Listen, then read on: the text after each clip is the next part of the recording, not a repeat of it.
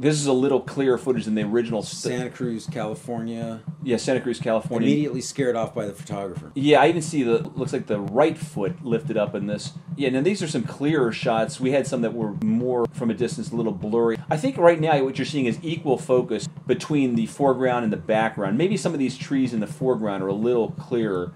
But yeah, I think they're pretty clear in the foreground. Some of that's also a distance issue, and the person's obscured behind trees that's taking the picture. Obviously hiding, fearing for his life, because Bigfoot is vicious. But we're talking about how to capture what kind of cage, and people like I was just saying. All right, let's leave Bigfoot out of the conversation for a second. How would you capture a human? Could you capture a human in a steel cage? And I said it'd probably be easier to capture a human than it would to be capturing Bigfoot. Why? Humans have more temptations than Bigfoot. How do you know that? It's an assumption, but I'm sure I'm right. What would you tempt a human? Now, we're talking about an 8 foot tall or so by 8 foot, let's say, steel cage that has bars. I don't think anybody knows what you would tempt a Bigfoot with, but everybody knows what you could tempt a human with. Okay, that's what I'm talking about. Know the habits or the living conditions of the human. All right, let's say something that's reasonable to do. How would you capture a hiker in an 8 foot by 8 foot steel barred cage? Well, it all depends on the hiker. I mean, what if they're running out of food or water? Okay, no, but you could disguise, you could camouflage the cage. Let's say you don't have a hiker or jogger or whatever in mind. You just want to set one out there and get whatever comes, but you definitely want a human. I get my backhoe out there, dig a huge ditch, put it in the ground, and then make sure that hiker follows the path that goes over the top of that cage, and you drop in. Oh, so you're saying put the cage underground? You're just saying how would I do it? I'd try that.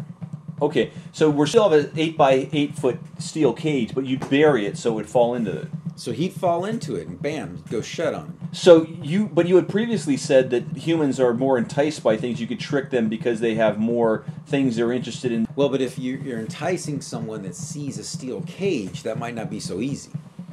Okay, so the steel cage would throw it off. And possibly. Would that throw you off? That would throw me off. But with a human, let's say you put a beautiful woman inside, even if it's right out in the open, it's not disguised at all, would you get inside the cage? I might. But then let's say you don't know what the thing is. Maybe once you're in there, it slams shut. I'm trapped. It slams shut. You're trapped, and the woman has an easy way out, and then you get tortured or something like that. So well, you got to take your chances sometimes. Now, would Bigfoot do that? I don't know. Yeah, I mean, could you create an area that doesn't even look... I know we're still talking about the steel cage, though. But yeah. You could somehow camouflage the steel cage to look like an inviting, place. A little out-of-the-weather type place, like a shelter of some sort. Yeah, yes, exactly. Maybe have like a Bigfoot shelter, bent over trees and stuff like that in an area that it would naturally go to. Well, okay, and something that screams out shelter for Bigfoot.